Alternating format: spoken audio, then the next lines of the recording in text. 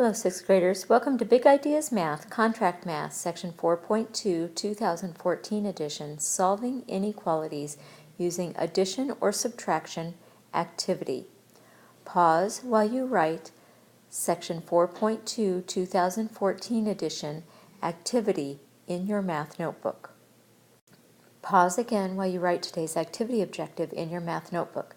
Today's objective is solve addition and subtraction inequalities.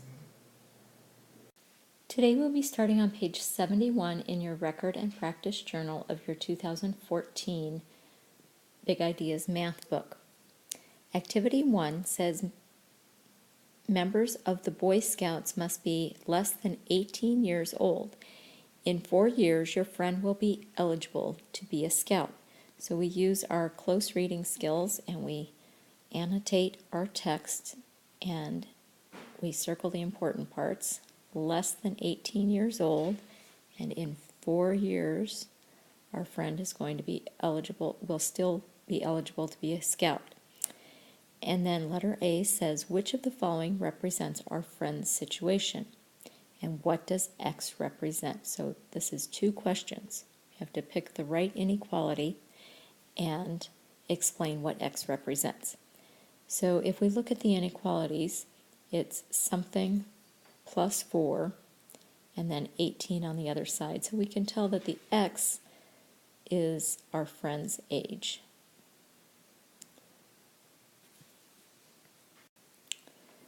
So now our job is to choose which inequality sign is the correct one. And if we look at the requirements of the Boy Scouts, they have to be less than 18 years old. So if we're going to take an age and add 4 years to that, then we want that age to be less than 18, not greater than 18. So anything that's greater than 18 here isn't going to work. So we're going to cross out the greater than and the greater than or equal to. And it doesn't say less than or equal to, it just says less than. So the less than or equal to doesn't work.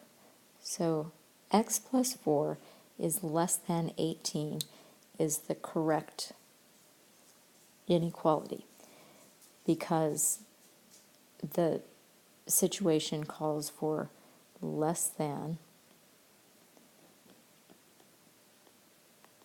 18 years.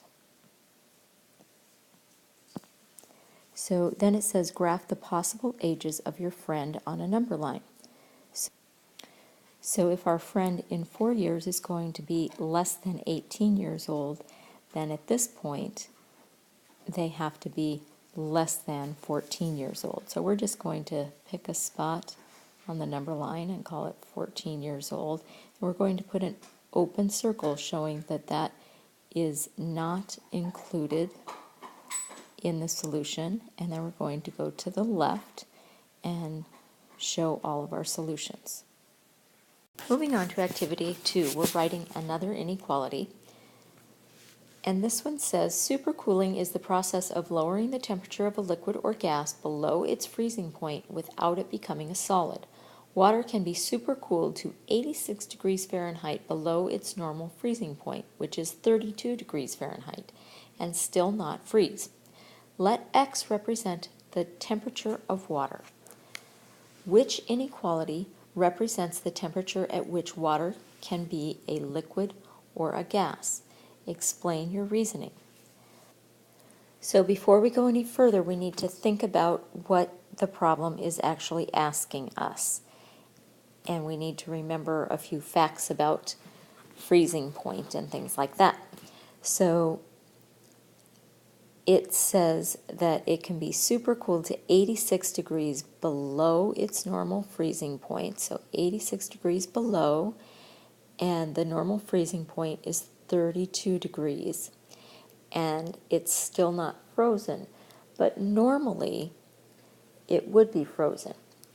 And so it says we're going to let X represent the temperature of water, and which inequality represents the temperature at which water can be a liquid or a gas.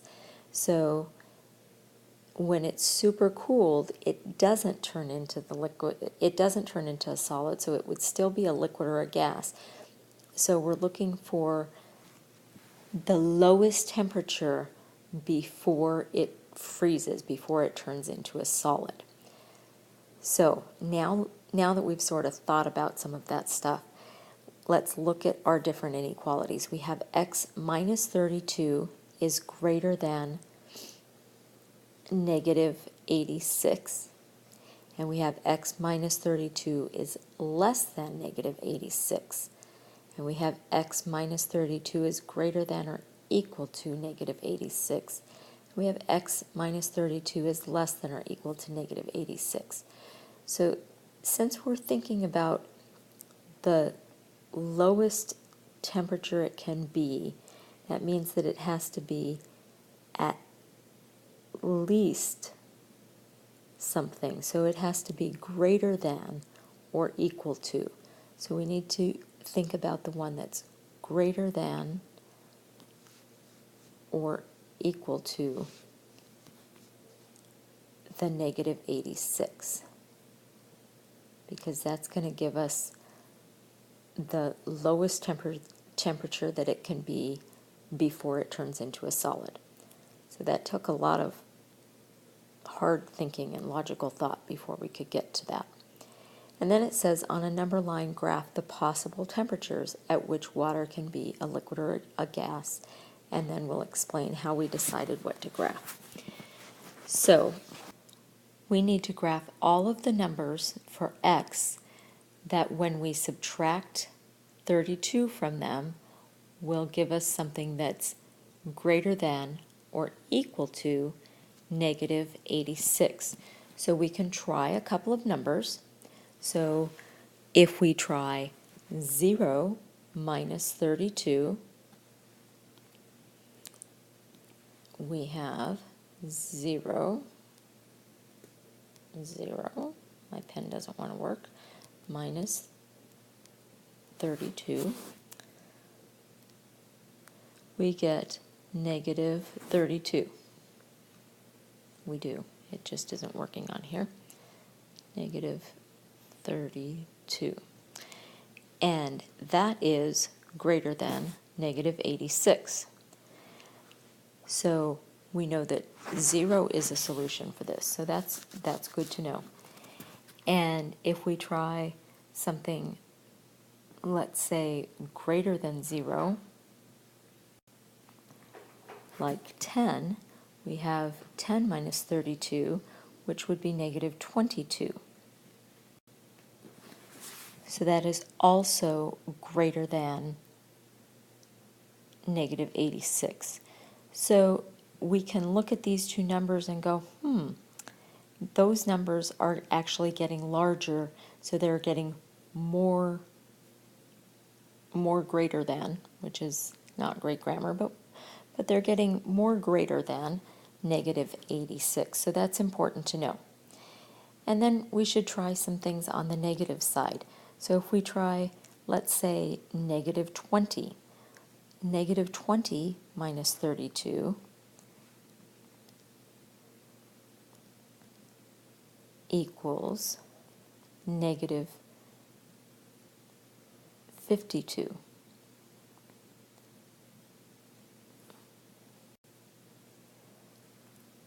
So that tells us that as we get more negative, then we're getting closer to our negative 86.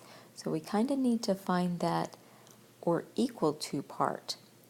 So let's try a negative 30, and negative 30 minus 32 equals a negative 62.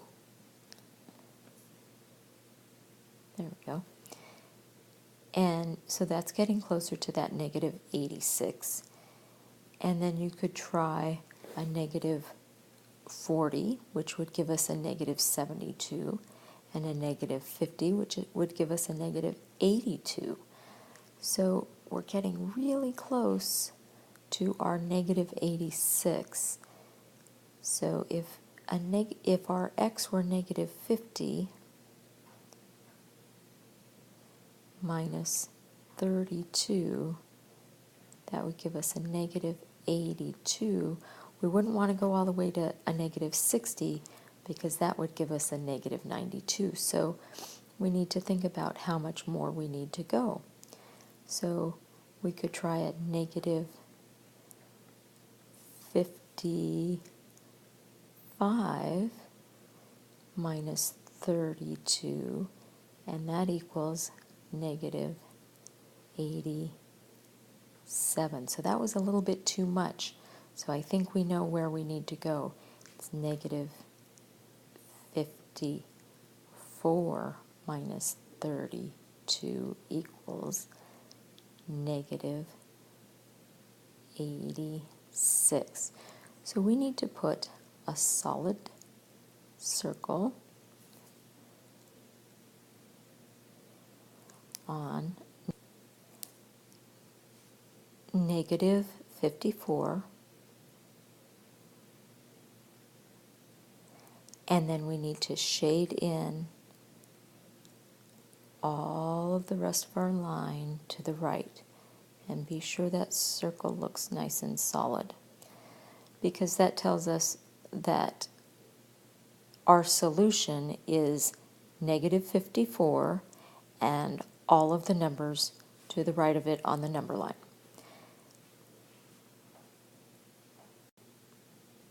Activity 3 breaks down how to solve inequalities without doing what we just did, which is just substituting in numbers, because that's really a tough way to do it.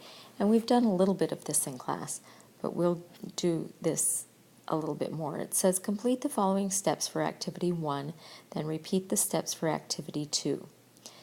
So it says use your inequality from part A, replace the inequality with an equal sign. So we're going to write the inequality from activity 1. And the next step says to replace the inequality symbol with an equal sign. So we're going to do that.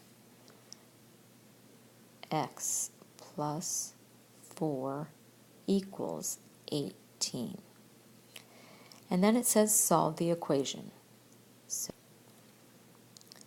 So we solve it as if it's a regular equation, as if it's an equality, and equality, not an inequality.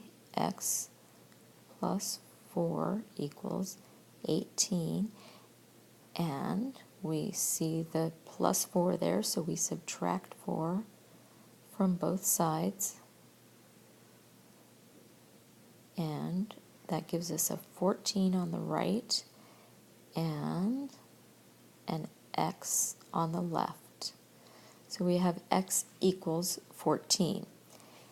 And then this is the important step. You can't forget to replace the equal sign with the original inequality symbol. So we have to go back up here and look and see what our original inequality symbol was. And it was a less than sign. So we replace that, and we put a 14 in and our x. And then it says graph the new inequality. So it's x is less than 14. So we write a 14 and we graph it. Be sure you have that open circle. I'm going to leave the solving of activity 2 for you to do. That is your assignment for this activity. Your assignment for this lesson is to complete the second part of activity 3 on page 72 of the Record and Practice Journal. Be prepared to share during our next class. Remember, to earn credit for viewing this flipped lesson, you need to complete your exit slip, come to our next class prepared with the journal pages or other work from the flipped lesson completed, be prepared with any work that was assigned in the flipped lesson completed, and be prepared with any questions you have for your teacher, and of course, have a good attitude.